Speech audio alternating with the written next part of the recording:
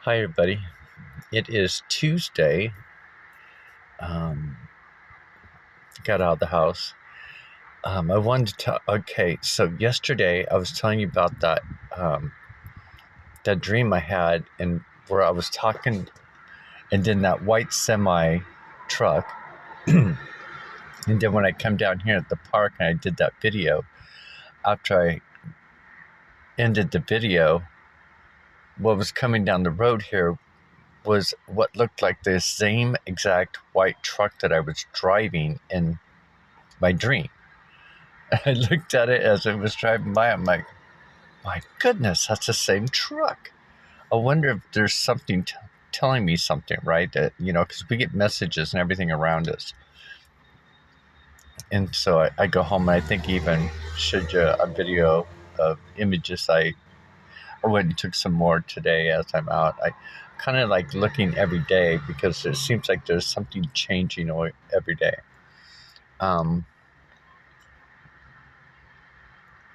So I just ate lunch. So I'm sitting.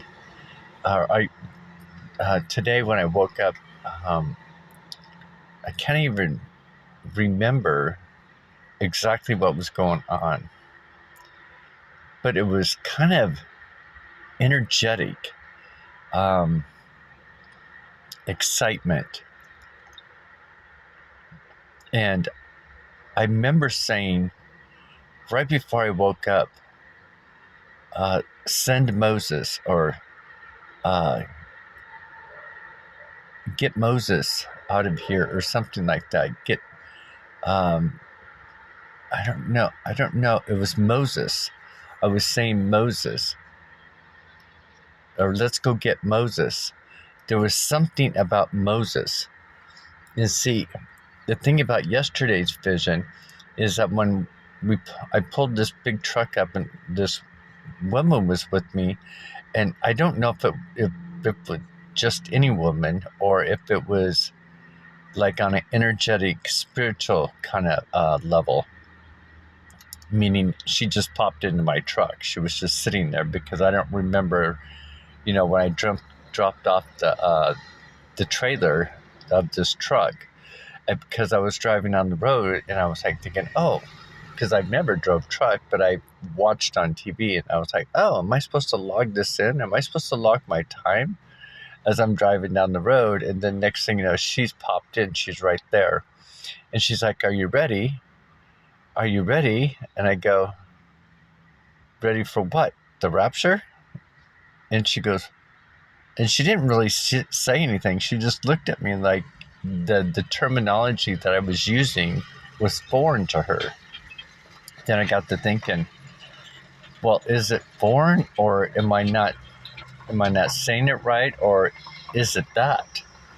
And then I pulled into the school parking lot. I kind of pulled in crookedly onto the grass, and we both got out. And we come to the back of the truck, and that's when we were both looking up. I woke up. And then today, when I woke up, I remember it being kind of chaotic, and then I mentioned Moses. And I'm like thinking, what is the deal?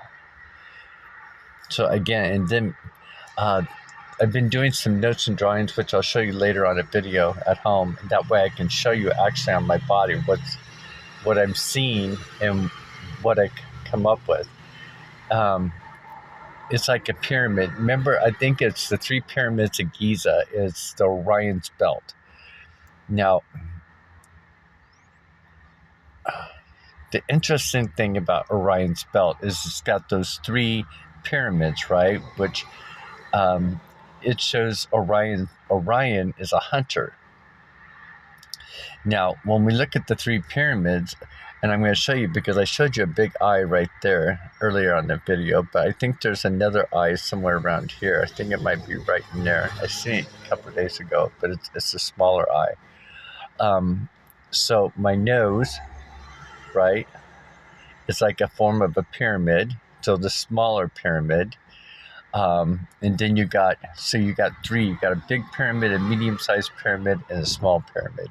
So the big pyramid is representing my gut, down here by my belly button. The little pyramid represents my heart. The small pyramid that's right here is representing like this part, my nose. But on iPet Goat 2, it shows the pyramid up on top of that guy's head. But I think what it is, and I only know that because of these beams that are right here on both sides of me, and they're both touching the center of my nose. Let's see here. And then I also was talking about how the moon projects, right? So our head is the moon because we're projecting things out of our mind, out of our eyes, the things that we hear, and of course the things that we touch, taste, and stuff like that. So everything is being projected out. So as above, so below. So you see my torso is square, right? The four corners of the earth. Anything below the waistline is going underground. Remember, and then our heels of our feet is hell. Hell is Hades, going down that way. So when you look at the word waistline, look at everything below your waist. That's where your poop comes out. That's where your urine comes out. So all the waste. And then King David's in Psalm 23 when he says, as I walk through the valley of shadow of death. So we're walking through this valley of shadow of death. If we can just look at our body, so picture a television screen, an old box TV screen from the old days, and picture an antenna that they have outside that's connected. You go outside and you turn the antenna.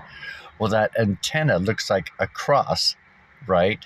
A cross is like an antenna, a powerhouse. So it shows Jesus on a cross, right? So think of it as a turning antenna for this TV. Now, when you look at a box of a TV, you're looking at your torso. That's representing your torso. It's representing the four corners of the earth, right? So the earth is like a fabric in time. It's like a screen, a movie screen. The moon is projecting onto the movie screen, right? Because whatever affects our mind affects our gut and it affects our heart. And whatever is affecting our heart affects our mind and affects our gut. So you got, the Giza pyramids, right? The hunter, Orion. Ion is atomic molecule or atom. So OR, Osiris is right here. OR, Osiris, Ion, right? It's so interesting. So the hunter is right down the middle of us. Now, I know I'm talking pretty fast about this because I don't want my phone to get overheated. So if we look at how things are laid out, like it's like we're in this a fabric of time. We're in a time machine. Our body is a time machine. It has limited time or it has expended time. Now, below our waist, right, is like we're born in sin. Sin, so below our waist, that's where the reproductive organs is. That's where the man's worm is. The man sticks his worm in a female's wormhole, and he gets her pregnant, right? And then out of the wormhole or out of the deep comes this child. A child is born. Well, of course, the sperm goes in, hits the egg, a big spark happens, which they even show you on movies. As soon as the sperm hits it, there's like this big bang. And so anyway, then 9 months later, you have a child born, and then the child comes out of the water world onto the dry land, and then gets removed from mother. Now he's Solomon, so he's the king of his own castle. A temple has been built, right? So you got father, mother, and the third temple is the child that they built with their DNAs together. Now, when we're looking at the moon up there, the white moon, the white projector projecting down onto the earth, and everybody's like saying, well, the earth is round and the earth is flat and this and that. So think of it, Einstein Rosen bridge, right? There's a wormhole up above, and it goes to a tunnel right down the center of us, and then down to like our hip area, there's another like a wormhole. So between us is the Einstein Rosen bridge. We can go to two worlds. We can go to heaven or we can go to Hades, right? And then you can't serve two gods at the same time, right? So it's either you're thinking, because this is heaven and this is earth, our torso. So that's where the three Giza print. This is where the energy center is. This is where the chakra center starts, from our hip, from our waistline or hip line up to the top of our head. When we're born as a child, they're very careful at the top of a child's head because there's an opening there, right? The opening, like a wormhole, right? It's only over time that it gets solid and hard. So that's why when we got to keep our third eye open, because it's like our third eye is projecting out our world along with our eyes, right? Everything's being projected out, sound, visual, our mind, our thinking, writing our own script of what we're thinking and hearing, sensing. So that's why we need to make sure that our head and our heart are working together. And if you take the word heart and switch the words around, it's earth, right? And then if you take gut, the word gut, it's tug. Tug, earth, and then you got serious. This is getting serious.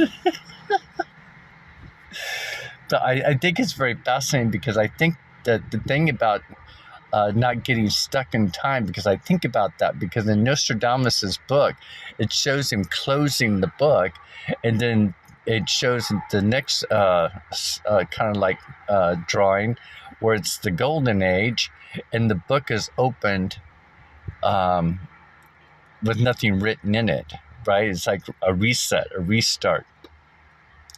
And I got to thinking about how, talking about the bloodlines, it's the end of one bloodline or end of one reigning power, which would be the United States, because they're controlling pretty much the world.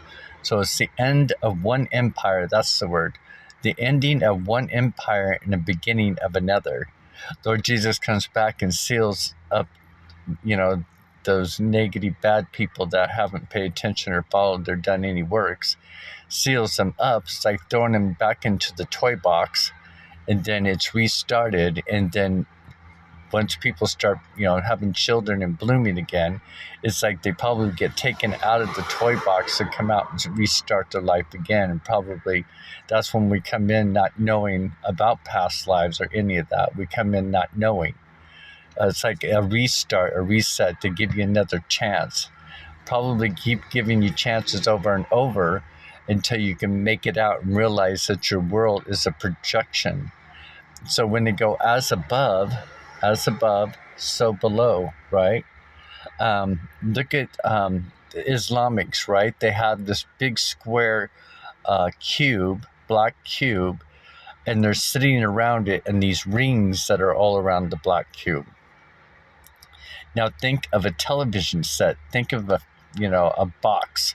Think of like a holodeck, a box.